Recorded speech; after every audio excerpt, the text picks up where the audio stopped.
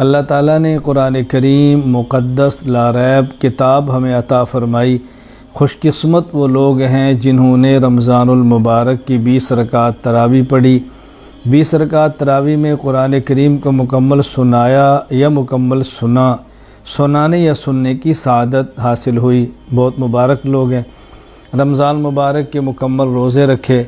اللہ تعالیٰ تراویح کو، رمضان کے روزے کو، دیگر عبادات کو اپنے کرم سے قبول فرما لے۔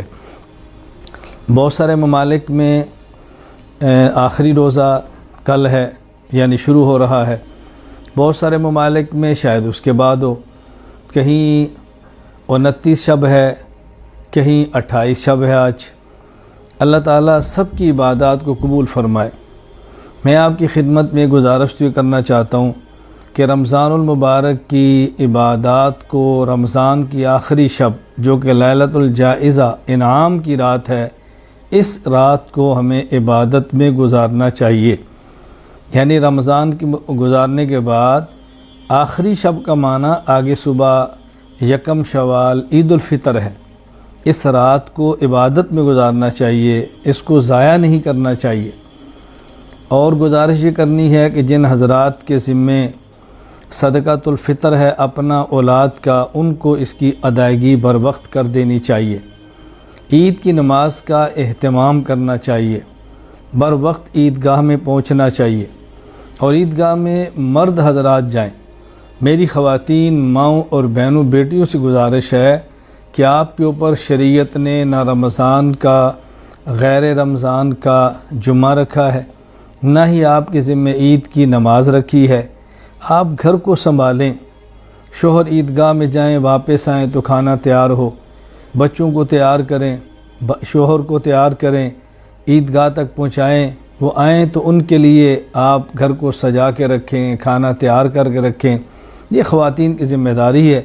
خواتین کو عیدگاہ کی طرف نہیں جانا چاہیے، میری آپ سے گزارش ہے۔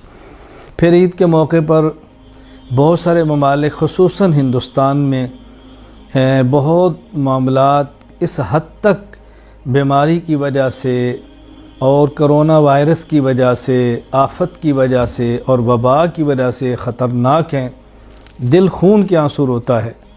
اللہ تعالیٰ تمام انسانوں کی حفاظت فرمائے۔ جو اس وبا میں مبتلا ہیں اللہ ان کو صحت عطا فرما دے۔ جن علاقوں میں بیماری نہیں پہنچی اللہ ان کو محفوظ رکھے۔ جو دنیا سے رخصت ہوئے ہیں، ایمان پر گئے ہیں، اللہ ان کی مغفرت فرمائے، اللہ ان کے درجات بلند فرمائے، اللہ تعالیٰ ان کے پسماندگان کو صبر جمیل عطا فرمائے۔ اس قدر دردناک خبریں وہاں سے آئی ہیں، ہمارے تعلق والوں کی آئی ہیں، قریبی دوستوں کی آئی ہیں، اور بہت سارے لوگ ہیں جن کی خبریں ہم تک نہیں آئی، ہم دور سے سنتے رہے ہیں۔ بہت دل خراش واقعات پیش آئے ہیں۔ ایسے موقع پر ضروری ہے کہ ہم ایسے لوگوں کی حوصلہ افزائی کریں، ان کے غم میں شرکت کریں اور ان کے دکھ میں شرکت کریں۔ یہ اللہ کی طرف سے آفت ہے، مصیبت ہے۔ اس موقع پر ہمت سے کام لیں، صبر سے کام لیں، اللہ پر توکل رکھیں، اللہ تعالیٰ پر بھروسہ رکھیں۔ مسلمان کی اپنی شان ہے، مسلمان کی اپنی عظمت ہے، مسلمان کو دل چھوٹا نہیں کرنا چاہیے۔ آفت آ گئی تو اس کا معنی یہ نہیں کہ گھبرا جائیں۔ جو اسباب آپ کے اختیار میں ہیں وہ اسباب اختیار کریں، جو اسباب آپ کے بس میں ہیں وہ اختیار کریں۔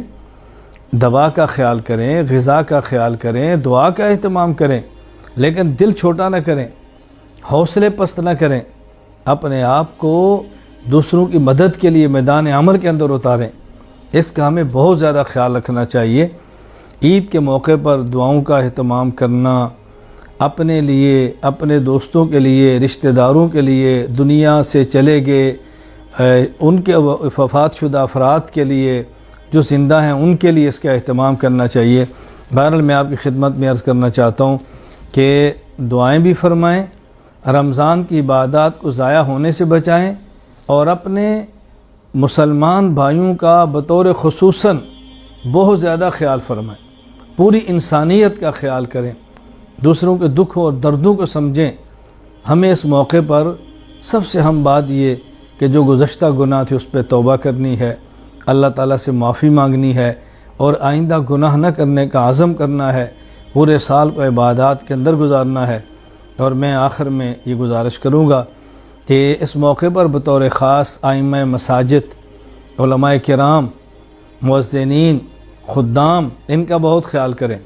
علماء کرام کو ہدیہ دینا، علماء کرام کو عیدی دینا، علماء کرام کی ضرورتوں کا خیال کرنا، یہ خود کریں، خود جو اپنی پوری زندگی دین میں وقف کر کے لگے ہوئے ہیں، تو ہماری ذمہ داری ہے کہ ہم کو مالی اعتبار سے مضبوط کریں، مدارس کا خیال کریں، مساجد کا خیال کریں، مدارس تک اپنے صدقات کو پہنچائیں، اپنی زکوٰۃ کو پہنچائیں، اپنے فطرانے پہنچائیں۔